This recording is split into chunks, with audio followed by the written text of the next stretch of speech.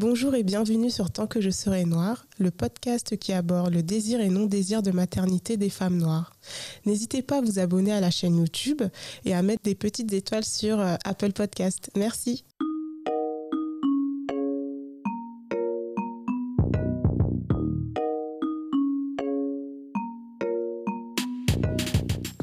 Bonjour et bienvenue sur Tant que je serai noire. Comment tu vas, Ndella ? Je vais très bien. Merci en tout cas d'avoir répondu oui à l'invitation. Franchement, moi, t'es une femme que j'admire beaucoup et du coup, c'est un peu intimidant de t'avoir, mais ça va bien se passer. Exactement. Est-ce que tu veux te présenter aux auditrices, auditeurs qui ne te connaissent peut-être pas encore ? Bien sûr. Donc, je suis Ndella Paye, je suis une afroféministe, on va dire décoloniale et radicale. Je suis une maman de 3 filles. D'accord. Donc 19 ans, 16 ans et 14 ans. Waouh. Voilà. C'est super. Je pense que ça doit être top d'avoir une maman comme toi. Ah, je pense que ouais. Elle m'idéalise énormément. Ouais. Je pense que je suis une maman tellement ouverte qu'elles en parlent à leurs amis et je me rends compte que même quand leurs amis en fait me voient, Oui. je passe pour la maman rêvée en fait. Ah ouais. Et j'en suis très très contente. Bah ouais, c'est top. Ouais. J'ai vu un dernier post où tu disais que t'es comme une star. En fait, ils te voient. C'est génial. Ouais, elles viennent me voir et puis rien que de me voir, je les vois sauter comme si elles avaient vu en fait une star qui fait de la musique. J'étais choquée en fait. Tu t'y attendais pas, quoi. Je m'y attendais pas du tout. Mais c'est vrai que je suis hyper... Moi, je suis relax avec mes filles. Ouais. Quand je suis avec, on dirait on est des amis en fait. C'est trop cool. Ouais. Et du coup, alors on va faire un petit saut dans le temps. La Ndella enfant, c'était qui ? T'as grandi où ? T'es née où ? Quel était ton schéma familial ? Alors, trop compliqué. En tout cas, je suis née au Sénégal. D'accord. Donc à Fatick, c'est une région du Sénégal. Je suis sérère. Mes parents ont divorcé, j'avais 5 ans. D'accord. J'ai été séparée de ma mère, je pense que j'avais 3-4 ans. Ok. J'ai été élevée pendant quelques années avec une tante paternelle. Ensuite, ma mère nous a récupérés. Je suis allée à l'école, peut-être 2 ans avec ma mère. Oui. Ensuite, elle s'est remise à faire des études d'infirmière. Wow. Donc, il y avait le choix entre m'amener au village chez ma grand-mère maternelle ou alors dans une autre grande ville avec ma tante maternelle. Oui. Ma mère a opté pour ma tante maternelle parce qu'au village, je n'allais pas faire des études. Oui. Donc du coup, c'est là où j'ai grandi, avec un père biologique absent, par contre, un père adoptif qui était là, qui m'a donné tout l'amour paternel dont j'avais besoin. C'est hyper beau. Donc une éducation religieuse, traditionnelle, avec des études, mais en même temps une éducation... Je ne sais pas si c'est contradictoire si je dis ça. À la fois, c'était ouvert et très strict. Je vois. Sur certains sujets, peut-être que c'était très ouvert. Voilà. Et d'autres, c'était très... Par exemple, la pratique religieuse, il y avait une espèce d'ouverture, on le faisait par amour. Oui. Par contre, c'était très traditionnel sur la façon de s'habiller et tout ça. Donc voilà. Et tu as des frères et sœurs ? Alors, du côté de ma mère, en fait, on est 5. D'accord. Donc j'ai un frère, une sœur et un demi-frère, une demi-sœur de même mère. Du côté de mon père, on est plus nombreux, mais je ne connais pas tout. D'accord. Voilà. Et tu es l'aînée ou pas ? Je suis l'aînée. Ah. Des 2 côtés, je suis l'aînée. Ça joue aussi un rôle. Ça donne au Sénégal, comment dire, une place. Exactement. Voilà. Une place privilégiée. Privilégiée, mais ouais. Aussi, des fois... Bah oui, on nous prend pour modèle aussi et tout. Mais comme moi, je refuse tout le temps les modèles. Donc voilà, je suis la rebelle de ma famille aussi, il faut le dire. Et du coup, tu as décidé de venir en France sous quelles conditions ? Tu es venue pour tes études En fait, mon père était gendarme et donc diplomate détaché en France pour quelques années. D'accord. Je suis venue le rejoindre ici. Super. Et puis quelques mois après, il est rentré et puis moi, je suis restée. Ok. Voilà. Et du coup, tu as fait quelles études ? Parce qu'il me semble que tu as étudié, tu as fait des études de théologie. Est-ce que tu veux nous en parler un petit peu ? Alors, ma formation initiale a été la comptabilité. D'accord. Donc, moi, j'ai un DUT de compta. J'avais commencé l'expertise comptable que je n'ai jamais terminée. Et puis, quand j'ai eu mes 2 premières filles, comme j'étais en congé parental et que je n'arrive pas à rester sur place, je me suis inscrite en licence d'arabe. D'accord. Et quand j'ai fini ça, j'ai fait une licence de théologie musulmane. Waouh. Voilà. Tu as dû en apprendre des choses. C'est magnifique, ça m'a libérée. Ça a été une libération. Ouais, tu l'as plutôt Ça n'a pas vécu, été sans douleur, faut le dire. Il y a eu Mm. des violences, y compris physiques. Oui. Mais ça m'a libérée, en fait. Ouais. Ouais. Et donc, aujourd'hui, je t'ai ici au micro pour parler de désir ou non-désir de maternité. Donc, toi, tu as des filles, tu as des enfants. Désirés en plus. Désirés, Oui, faut le dire. Exactement, c'est très important. Je les ai voulus. Comment ça s'est passé? C'est quelque chose qui t'as toujours voulu être maman? C'est arrivé plus tard? J'ai toujours voulu avoir beaucoup, beaucoup d'enfants. D'accord. Et pour dire vrai, je voulais en avoir 7 de moi-même, en adopter 5. Ah ouais. C'est bizarre. Mais bon, je me suis arrêtée à 3. Ce qui est déjà très bien. Ce qui est très bien. Et tu voulais des filles ou tu t'en foutais Alors, en fait, au départ, donc pour mon aîné, je m'en foutais complètement, même si j'avais une préférence pour une fille. Oui. Deuxième, quand j'étais enceinte, je me disais, ce serait bien que j'ai un garçon, peut-être, tout ça. Et puis après, ça s'est changé très, très rapidement. Ouais. Je me suis retrouvée à vouloir que des filles. C'est trop bien. Et vraiment, ouais. Et en fait, moi, ce qui m'intéresse, c'est, tu parlais d'afroféminisme. Comment tu positionnes la maternité dans l'afroféminisme, dans le féminisme peut-être en général? C'est quoi pour toi, en fait? Comment les deux choses s'imbriquent? Alors, d'abord, moi, je suis afroféministe je ne suis pas dans le jugement de ce qui est féministe ou pas, de ce que les femmes doivent faire ou pas. Ouais. Moi, mon principe de base, c'est que les femmes, dans une société patriarcale, font comme elles veulent et peuvent. Donc, on résiste, on fait ce qu'on peut et ce qu'on veut. Quand la société sera égalitaire, on pourra commencer à leur dire en tant que femme, tu ne fais pas ça, en tant que féministe, tu ne fais pas ça. Mais pour l'instant, on fait comme on peut et comme on veut. Exactement. Donc, moi, c'est l'absence de jugement et d'injonction. Oui. Voilà. Si on veut des enfants, on se donne les moyens d'en avoir. Si on n'en veut pas, bah, qu'on nous foute la paix, quoi. Moi, c'est ça. C'est aussi simple. Voilà. Et donc, moi, ce qui m'intéresse aussi, c'est de voir... donc, tu as étudié l'islam.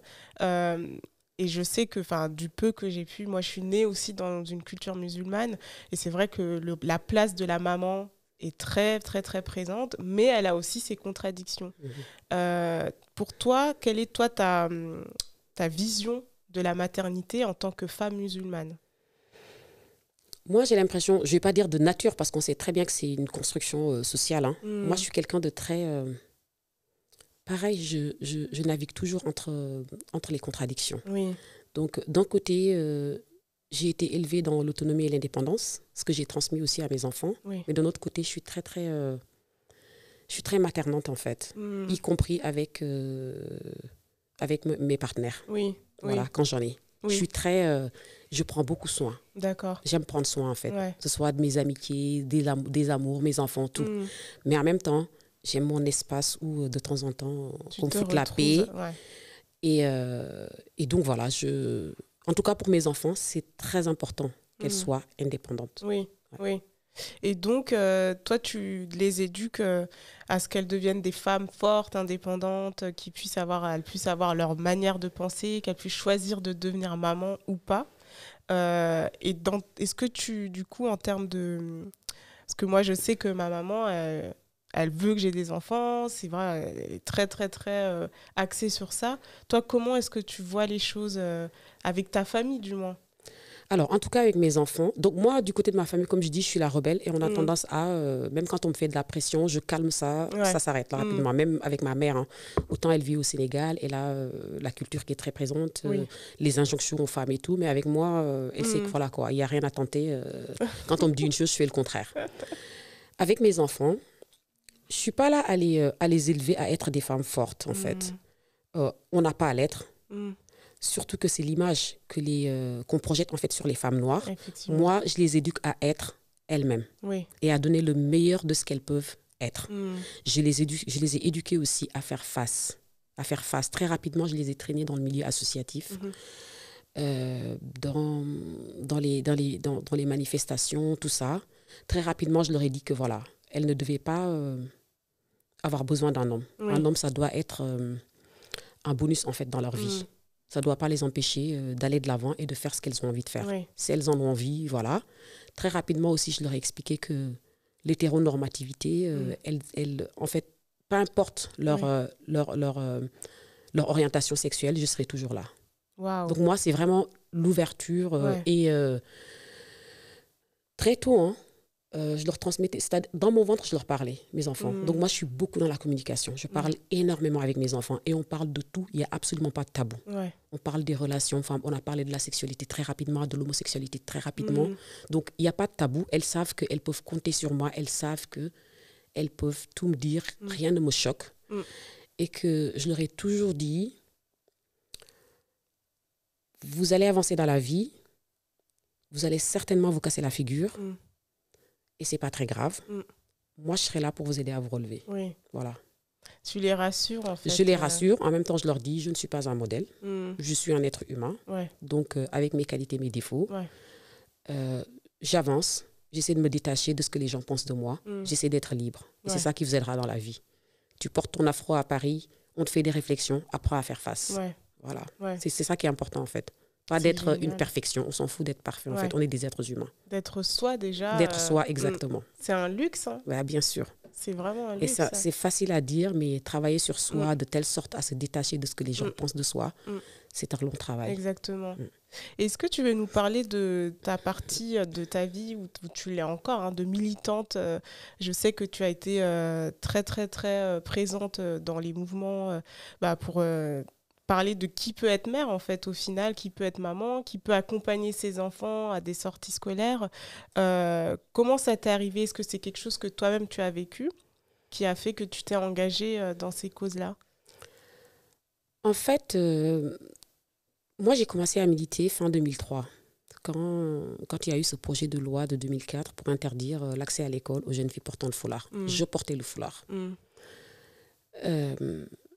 Et pour moi, il était juste inadmissible que des enfants, des filles, soient exclus de l'école. Parce qu'on sait que dans le monde entier, c'est celles qu'on exclut de l'école. C'est celles, quand elles sont diplômées, de toute façon, ont du mal à trouver du travail par rapport aux hommes. Et quand elles en trouvent, au niveau du salaire, ce n'est pas le même. Ouais. Donc, leur rajouter en fait des handicaps dès le départ, en ne les laissant pas aller à l'école, c'était inadmissible. J'avais des filles, donc je me suis engagée dedans. Moi, je suis pour la liberté. Ouais. Je ne suis pas là pour défendre le foulard. Le foulard, je m'en fous. La façon dont les gens s'habillent, je m'en fous. Ouais. Ce qui m'importe, c'est que les femmes aient le choix de le porter ou pas.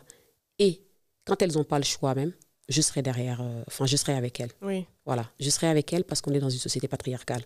Donc, je ne peux pas me permettre, en fait, de ne pas, de ne pas soutenir des femmes victimes. Voilà, de leur faire subir d'autres violences. Ouais. Donc, je suis du côté des femmes, peu importe leur choix. Et du coup, est-ce que ce combat, tu continues à le mener, même si tu n'es plus du coup à Paris, tu le mènes peut-être maintenant Sur les réseaux sociaux, sur mes écrits et tout. Voilà, c'est de cette manière-là où je mène ça, ce combat des femmes. Par exemple, à Londres, on a une jeune fille, Shamima Begum, qui a rejoint l'État islamique, par exemple, qui a eu des enfants qui sont décédés là-bas. Elle était très jeune, à 15 ans. On quitte une famille, on quitte un pays avec des amis de son âge et on part en Syrie. Et au lieu de se poser la question, qu'est-ce qui peut faire qu'à cet âge-là, qu'on puisse quitter ce confort pour aller dans ce désastre, on l'a juste empêché de revenir et on voulait lui enlever sa nationalité. Donc j'ai écrit un texte très fort dessus pour dire que voilà, c'est juste inadmissible. Donc moi, je suis du côté des femmes, quoi. Donc il faut se poser des questions. Qu'est-ce que nos gouvernements ont raté pour qu'une jeune fille de 15 ans, par exemple, puisse quitter ce confort à l'occidental pour aller rejoindre un pays en guerre. Et à partir de ce moment-là, on essaie de corriger les politiques qu'on mène au lieu de taper sur une jeune fille qui ne va absolument pas régler la racine du problème. Donc voilà, oui, je suis du côté des filles, des femmes, quel que soit leur choix de vie, quel que soit... d'autant plus quand elles sont victimes. Oui. Ouais. Et du coup, moi, je m'interroge beaucoup sur ces injonctions qu'on met aux femmes, notamment sur la partie maternité. Est-ce que toi, en tant que Sénégalaise, est-ce que tu arrives à expliquer pourquoi c'est si important, pourquoi nos mamans, nos tantes, elles nous poussent tellement à faire des choses, des fois on n'a pas envie, en fait, tout simplement. Est-ce que toi, tu as réussi, peut-être avec le recul, à comprendre, et quels conseils tu donnerais à une jeune fille qui lutte, en fait, pour qu'on entende sa voix, quoi? En fait, là-bas, on est dans une société patriarcale. Donc forcément, les injonctions vont toujours vers les femmes. On attend toujours encore plus des femmes. Donc, cette société fait que la femme porte la famille. Les femmes portent toutes les responsabilités. Quand le couple n'arrive pas à avoir des enfants, par exemple, on va pointer du doigt la femme. À aucun moment, on se pose la question si le gars, lui, il a des soucis. Je pense que donc, c'est le résultat d'une société patriarcale qui fait que tous les doigts sont pointés en fait vers les femmes. Après, comme je dis, pour moi, c'est très facile de parler de résistance par rapport aux familles parce que moi, j'y suis arrivée. J'ai une famille aussi... je sais que ma mère, elle est très impactée par ce que les gens pensent là-bas et tout. Peut-être que le fait que je vive ici aussi facilite les choses. Mais moi, en tout cas, ces injonctions, j'ai réussi à les... je les ai eues. Ma mère, je veux dire, à partir de 22 ans, a commencé à me dire quand est-ce que tu vas te marier, nanana et tout. Les enfants, c'est pareil. Même à mon âge, même si elle sait que, voilà, je lui ai dit, parce que moi, je suis séparée maintenant depuis 5 ans. Et même si, tu vois, elle rêve que j'ai d'autres enfants, par exemple, même à mon âge. Je veux dire, j'ai 46 ans. Voilà. Mais elle espère quand même. Voilà. Et c'est quelque chose que je veux, mais pas par rapport aux injonctions. À elle, je lui dis, non, j'en veux plus. Mais en réalité, même si je le veux, parce que je ne veux pas qu'elle mette tu vois, ce poids des injonctions sur moi. Donc voilà, c'est vraiment la société patriarcale qui fait que voilà, ce sont les femmes qui sont contrôlées, leur corps, toute la charge mentale des responsabilités dans la société pèse sur les femmes. C'est vrai que c'est lourd en fait. C'est très très lourd. Et pour s'en dépatouiller, c'est ce que je dis, même moi des fois, j'ai beau être radicale, il y a des moments où j'essaie de tempérer par exemple, avec ma mère, avec la société en général, où je me dis purée, au Sénégal, j'essaie quand même de leur imposer ma façon de faire, qu'on ne m'impose pas des choses et tout ça. Mais à un moment, quand ça les touche aussi, il faudrait peut-être que je réfléchisse parce que mine de rien, j'ai beau être noire, je suis née au Sénégal, mais ça va faire 30 ans quand même que je vis ici. Je suis vue comme une occidentale finalement qui vient leur imposer son mode de vie là-bas et tout. Donc il y a des moments où je rétrograde un petit peu, mais jamais au dépend de ma liberté. Voilà. Tu sais jusqu'où tu vas, quoi. C'est ça. Jusqu'où je peux les préserver aussi. Parce que c'est aussi ça, quoi. Être intelligent avec sa famille, voir ce qu'ils vivent et qu'on essaie de les accompagner aussi. Pas juste venir et imposer tout et voilà. Et ça, tu vois, c'est un exercice. C'est un exercice. Souvent, quand on est né ici, tu vois, on n'arrive pas à avoir ce recul-là. On a toujours notre vision à nous et on n'arrive pas à se dire qu'il y a leur réalité. Et que s'ils pensent comme ça, il y a bien une raison et que c'est pas sorti de nulle part. Donc, le patriarcat, effectivement, est très présent, il faut le dire, dans nos sociétés. Et en plus de ça, il y a toutes les projections que les mamans, elles se font sur nous. Voilà, en ayant des enfants, elles espèrent aussi avoir des petits-enfants, que la famille perdure. Et je pense que quand on est issu de croyances où, tu sais, il y a cette notion qu'il faut honorer les ancêtres, le fait de ne pas avoir d'enfants, c'est comme si tu coupais en fait, l'arbre. En fait. Je crois comprendre ça comme ça en parlant avec ma mère. Des fois, je me dis, mais en fait, c'est limite un deuil pour elle de se dire... Il n'y aura pas de suite. Et je pense que ce qui est important, en tout cas, après, pour moi, comme je dis une fois de plus, c'est facile parce que j'ai vécu les 19 premières années de ma vie au Sénégal. Donc, je connais quand même les réalités sénégalaises. Et que j'ai cette ouverture d'esprit qui fait quand même, quand j'ai étudié la religion, je me dis, quand j'interprète, j'ai toujours en tête que ce sont mes lunettes d'occidentale avec ces lunettes-là que je regarde. Donc, il faut le prendre en compte. Et quand je regarde la tradition sénégalaise, est-ce que ma mère dit, ma famille, tout, j'ai conscience que, tu vois, c'est avec ces lunettes-là. Et que j'essaie justement d'avoir une espèce d'équilibre dans ma façon de les juger aussi, dans ma façon... Quand je dis juger, c'est-à-dire... oui, quand je leur impose des choses, quand je dis laissez-moi tranquille faire ce que je veux, j'essaie quand même d'avoir une espèce d'équilibre entre les échanges. Tu vois, quand tu parlais du film d'Amandine Gay, au début quand on discutait avant le podcast, j'ai souvenir qu'Amandine me disait j'étais peut-être la plus apaisée entre mes deux... Tu vois, mes deux cultures, du fait que peut-être que j'étais née là-bas, j'assumais bien, j'ai vécu ici. C'est beaucoup plus difficile pour quelqu'un qui est né ici, qui, quels que soient les contacts que tu as avec là-bas, ce sera toujours des contacts aller partir en vacances et revenir. C'est pas comme si tu es né là-bas, tu as grandi là-bas une bonne partie de ta vie, tu vois. Et donc, voilà, j'avais cette partie-là qui faisait que voilà, j'étais très, très apaisée aussi dans la façon dont je faisais face, en fait, aux réalités des femmes noires en Occident. Et je pense que certainement, mon éducation a joué, quoi. J'ai quand même une certaine ouverture d'esprit. C'est vrai que quand je suis convaincue, je suis très passionnée. Certains peuvent l'interpréter comme étant refus, voilà, quelqu'un qui refuse peut-être les divergences, alors que c'est ça qui me nourrit. Mais je me trouve, en tout cas, très, très ouverte. Voilà, très, très ouverte dans les discussions, très ouverte dans les avis que les gens peuvent avoir, même si je ne les partage pas. Et je pense que ça aide dans la vie aussi, dans mes rapports à la famille au Sénégal. C'est hyper intéressant parce que là, ça fait un peu cliché, mais on regarde toute la série Maîtresse d'un homme marié. Et du coup, c'est vrai que moi, cette série, elle m'a permis de me reconnecter aussi avec ce qui se passe aujourd'hui dans le Sénégal d'aujourd'hui, qui est différent du Sénégal de mes parents. Bien sûr. Et de se dire que quand même, ils osent parler de problématiques. La maternité, c'est quand même un sujet qui est très, très présent. Bien sûr. L'avortement, le fait de ne pas pouvoir avoir des enfants. Et moi, j'ai trouvé que Callistacie a fait un travail énorme. Pourtant, je trouve qu'elle a rétrogradé à cause des pressions, justement. Oui, c'est vrai. Parce qu'à la base, on était censé être sur une maîtresse et tout ça. Oui. Quand on a les pressions religieuses et tout, donc elle essaie de faire de telles... Elle est très, très intelligente. Hein. Elle aussi, elle est en négociation. S'adapte, hein. Elle est en négociation. On est dans une société. Donc, quand tu veux que ton message passe, tu es obligé de prendre en compte aussi les critiques. Même si ça ne doit pas te censurer. Exact. Mais tu es obligé de... Mais voilà, la façon dont elle fait passer les maîtresses, tu vois, on est maintenant dans du mariage secret au lieu de, tu vois, des relations extra-conjugales et tout, parce que ça ne passait pas pour la première saison. J'aime beaucoup cette série. Il y a beaucoup à en dire. Ah mais oui, tellement, on pourrait faire un épisode. Ouais.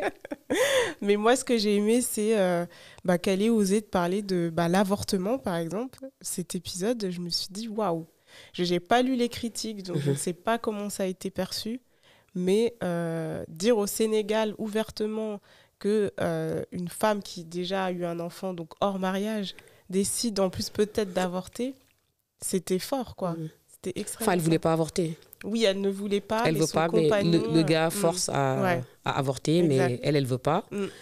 En fait, soit on décide de fermer les yeux parce que c'est la réalité de ce qui se passe. Les relations extra-conjugales, ça a toujours existé au Sénégal, ça continuera d'exister. Le problème, c'est que les Sénégalais, quand tu regardes ça avec les séries qui viennent de l'étranger, ça ne leur pose absolument pas de problème. Par contre, dès que c'est une série sénégalaise, ils ont peur que ça y est, ça va changer. Les enfants vont prendre ses habitudes et tout. Et je pense que c'est une façon de croire que les enfants sont complètement imbéciles, quoi. Mais en fait, non.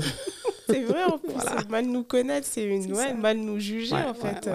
C'est incroyable. Alors que, comme tu l'as dit, tout est dans la communication. Il faut dire les choses. Et ça évite que des bêtises, entre guillemets, arrivent. Et même laisser le choix. Il y a un moment, moi, je ne suis pas dans la pratique du contrôle, en fait. Même la pratique religieuse, on n'a pas contrôlé aux gens à dire, par exemple, dans les pays où, pendant le ramadan, tu n'as pas le droit de manger dehors. Quel genre de pratique c'est? En réalité, une pratique religieuse réellement vers un Dieu unique. On est censé être libre. Pas le faire en fonction de ce que les gens attendent. Tu vois? Donc, contrôler les gens, leur rapport et tout. Moi, je pars du principe que chaque individu rendra des comptes auprès de son Seigneur. Exactement. Nul ne rendra compte par rapport à d'autres. Donc, chacun est responsable. Donc, voilà. Il y a aussi la religion, comme dans beaucoup de pays. Hein, c'est ce qu'on en entend. On ne prend jamais le temps de l'étudier. Et ce qu'ils ont étudié, ce sont des hommes partis en Arabie Saoudite ou whatever, qui arrivent avec leur interprétation très patriarcale aussi, et que les femmes l'ont intégré. Ça, c'est un gros souci au Sénégal, mais pas que, même ici. Tu vois, on a intégré les interprétations patriarcales qu'on nous a données. Non seulement on les a intégrées, mais on les a sacralisées. On fait comme si c'était Dieu qui parlait, quoi. Et ça, c'est très, très difficile de casser, de déconstruire. C'est hyper difficile de déconstruire ça. Et donc là, en fait, quand tu parlais justement de tes études en théologie, tu parlais de libération. Ça a été douloureux, certes, mais libérateur. Dans quel sens ça a été libérateur pour toi? Ça a été libérateur parce que je suis tombée, mais je pense que aussi mon caractère le faisait. En fait, je poussais mes profs à sortir de leur zone de confort, d'aller chercher. Parce que mine de rien, les profs aussi ont intégré ces interprétations. Et que quand ils transmettent le savoir, transmettent ces parties-là. Donc, quand tu les forces, on va aller chercher aussi d'autres interprétations qui sont cachées, y compris des interprétations de femmes et tout ça. Et du coup, quand on a le panel d'interprétation, ça permet de se dire qu'en fait, rien n'est figé et qu'une interprétation reste quelque chose d'humain. Et qu'en réalité, même entre eux, humains, ils ne sont quasi jamais d'accord. Donc, je ne vois pas pourquoi on va me faire une injonction à suivre une interprétation. Donc, ça a été libérateur. Et de voir que, pareil, quand on ne maîtrise pas l'arabe aussi, les traductions qu'on en fait du Coran peuvent être vraiment, vraiment néfastes, en fait, pour la compréhension. Donc, c'est dans ce sens-là, vraiment, où ça a été vraiment libérateur pour moi. Et est-ce que tu encourages des jeunes filles qui se disent musulmanes de faire ce cheminement aussi? Je pense que oui, mais c'est pas évident. Parce que quand on est en Occident, il y a le circuit traditionnel, classique pour étudier. Quand on met en parallèle des études d'arabe et autres, c'est très difficile. Quand on se spécialise dans ça, on sait que plus tard, on ne peut rien en faire. Moi, personnellement, je l'avais fait juste pour ta connaissance, ma connaissance personnelle. Donc voilà. Du coup, je me dis, les gens doivent essayer de jongler. Donc du coup, ils apprennent dans les mosquées, tout ça. Et honnêtement, quel que soit le lieu de savoir, en fait, de science, c'est en fonction de ton caractère que tu arriveras à tirer le meilleur des profs. Parce que moi, je sais que j'ai chamboulé l'institut où j'ai étudié. J'ai chamboulé des profs. T'as osé... J'ai osé, je remettais en question tout, je questionnais tout. Je devais même forcer les gens à faire la différence entre les cultures arabes et la religion, à imposer ma culture en leur disant, voilà, la religion, c'est aussi des cultures qui s'y mélangent, quoi. Il n'y a pas une religion pure, en fait. Chaque culture, la religion s'adapte aux cultures et tout ça. Donc, ça a été très, très douloureux, mais ça a été très riche et libérateur. Est-ce que tu vas ajouter quelque chose, un conseil des jeunes filles par rapport à leur quête de maternité ou de non-maternité? Est-ce que tu as un message Moi, je pense qu'il faut, quand on est une femme, il faut savoir s'écouter, en fait. Il faut vraiment apprendre et savoir s'écouter. Parce que toute la société n'est faite que d'injonctions. Et qui nous pousse en fait à nous oublier nous-mêmes, qu'est-ce qu'on veut. Souvent, on ne se pose même pas la question, on ne s'assoit pas et on se dit, mais moi, finalement, qu'est-ce que je veux? Des fois, on pense qu'on veut une chose et en réalité, c'est ce que les gens projettent sur nous qu'on veut, mais en réalité, on ne le veut pas. Donc, il y a des moments où il faut apprendre vraiment à se poser et à s'écouter et à se demander qu'est-ce qu'on veut. Une fois qu'on sait ce qu'on veut, faut lutter. Faut lutter. Ce sera de la résistance, de la résilience, mais partout. Il va falloir lutter pour essayer, en tout cas, de se rapprocher le plus possible de ses désirs, parce que de toute façon, quels que soient nos choix, on fera toujours des mécontents et des insatisfaits. C'est clair. Je donne l'exemple c'est une espèce de conte au Sénégal qu'on raconte, mais Youssou N'Dour en a fait une chanson, de ce père et ce fils avec leur âne qui traversent 4 villages. Donc le premier village, je crois que c'est le père qui est monté, et donc le fils tirait le père et l'âne.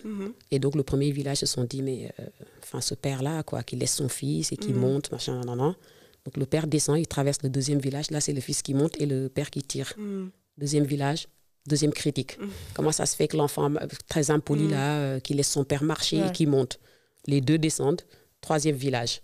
Oh, mais ils sont stupides quand même, hein. Ils laissent l'âne sans être monté et ils tirent. Ok, les deux montent, quatrième village. Ah waouh, ils sont sans pitié avec l'âne, les deux mondes.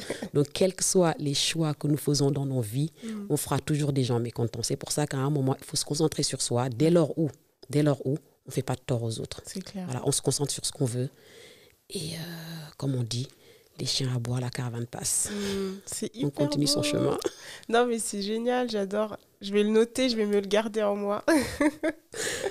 Merci beaucoup, Ndella. Mais avant de te laisser, il y a les questions tant que je serai noire. Donc la première, c'est est-ce que tu as une chanteuse afro-descendante que tu adores et un titre que tu aimerais qu'on passe là au studio. Alors moi, j'écoute pas trop la musique. D'accord. Et quand j'écoute, c'est la musique ancienne, quoi. C'est Youssou N'Dour et tout ça. Ouais. Et si j'ai une afro-descendante, ce serait Kumba Gawlo Seck. Ok. Voilà. T'as un titre? Yo Malé, je pense. Ouais. C'est voilà, une chanson traditionnelle. D'accord. Ouais. Je crois que c'est Yo Malé le titre. Elle chante encore? Elle chante encore. Ah ouais. Oh oui. Elle a fait même, je crois, son dernier album, c'était Panafricain, où elle est partie dans des villages, les trucs traditionnels, chanter cool. vraiment les traditions et tout, quoi. Wow. Elle a mis des tunes dedans, mais ouais. Ah ouais. Ouais, elle chante encore. Moi, je l'adorais petite. J'adore ouais. Kumba Gawlo. Ma Et mère, elle écoutait. en fait, on a grandi, même si elle avait peut-être 3 ans de plus que moi. C'est ça. Ah, je crois pas la connaître, celle-là. Attends. Elle est magnifique. Ça donne des frissons. Ouais, c'est magnifique. C'est ça, maman. Ah, c'est vrai. Ouais.